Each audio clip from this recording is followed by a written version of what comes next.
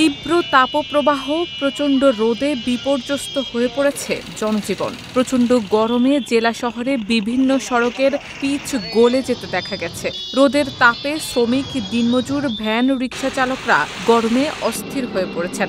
সবচেয়ে বেশি বিপাকে পড়েছেন কৃষক ও খেটে খাওয়া মানুষ। তীব্র গরম পড়ছে, এই গরমের ভিতরে ভাড়া হইতো নেই। চুয়াডাঙ্গায় এমনিতেই তাপমাত্রা বেশি, লোকজন বেরোতে পারছে না বাইরে, এজন্য আমাদের ভাড়া একটু কম আছে। এখন আমাদের চুয়াডাঙ্গাতে অতিরিক্ত তাপমাত্রা বেশি, তো আমাদের ভাড়া হতো আগের থেকে এখন কম হচ্ছে। তীব্র গরম বেশি, অতিরিক্ত গরম হলে পরে বেচাকেনা কম হয়, মানুষ দাঁড়াতে চায় না। বেলা ৩টায় সর্বোচ্চ তাপমাত্রা রেকর্ড করা হয়েছে চুয়াডাঙ্গায়, যা ছিল ৪১.২ ডিগ্রি সেলসিয়াস। এ সময় বাতাসের আর্দ্রতা ছিল ২৪%, যা চলতি মৌসুমে জেলার সর্বোচ্চ তাপমাত্রা। এতে বয়স্কদের হিট স্ট্রোকের ঝুঁকি থাকে সবথেকে বেশি। এই অবস্থায় জরুরি প্রয়োজন ছাড়া মানুষ বাড়ি থেকে বের না হওয়াই নিরাপদ মনে করছে। চুয়াডাঙ্গা জেলার উপর দিয়ে মৃদু তাপপ্রবাহ বয়ে যাচ্ছে। এই তাপপ্রবাহ আরও ৪ থেকে ৫ দিন অব্যাহত থাকতে পারে।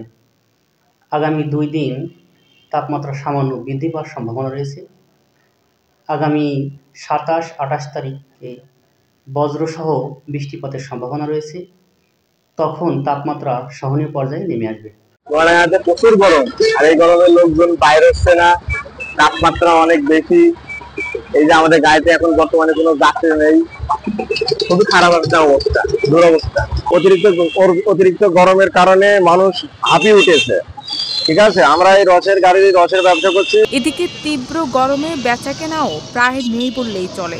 গত ২ দিন গরম কম থাকলেও আজ তা বেড়েছে, তাই রাস্তাঘাটে লোকজন চলাচল কম করছে। আবার পোল্ট্রি ফার্মগুলোতে তীব্র গরমে ব্রয়লার মুরগি মারা যাচ্ছে। এতে খামারিদের পথে বসার অবস্থা হয়ে পড়েছে। খুব গরম, বিশ্রী গরম পড়ছে, কিন্তু কোনো কাস্টমার নেই। ফ্যান কিনবে ছাড়া কোনো কাস্টমারই নেই, বাজারে কোনো ক্রেতাই নেই। মানুষ গরমে কষ্ট করছে। আসলে মানুষের হাতে কোনো টাকা পয়সা নেই। হ্যাঁ, কোনো দোকানদারের কাছে কোনো খরিদ্দার নেই।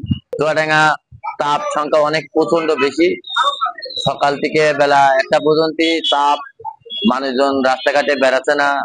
যান চলাচলে বিঘ্ন যাতে না ঘটে তাই পিচ গলে যাওয়া রাস্তায় বালু ছিটিয়ে দেয়া হচ্ছে। তবে রোদের এই তীব্রতা চলমান থাকলে যান চলাচলে বিঘ্ন ঘটতে পারে। চুয়াডাঙ্গার সড়ক বিভাগের কর্মকর্তারা এই পরিস্থিতির সার্বক্ষণিক তদারকি করছেন। শারমিন নিশু, ঢাকা পোস্ট।